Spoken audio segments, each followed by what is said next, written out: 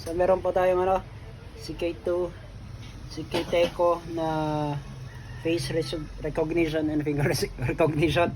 So paano pa mag-reset? First of all, plug natin yung ano, power. Then hold natin yung reset.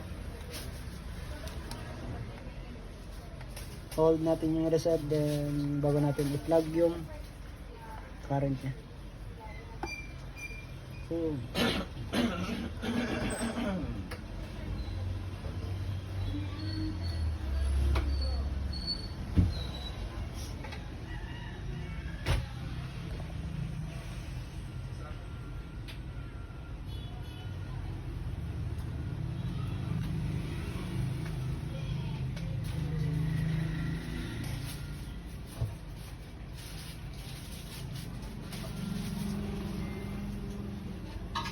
and after that, release natin.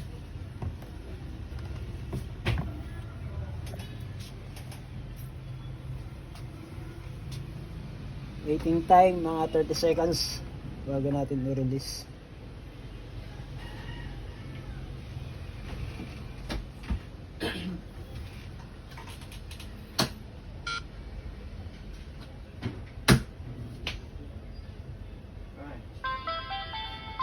So bale ito, may dating account, check natin kung meron pa rin.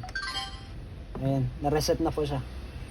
So dati meron kaming re-register na account dito na admin, pero ngayon natanggal natin. So it's already reset, it's done. And ganoon pa mag-reset ng CK Teco na biometric.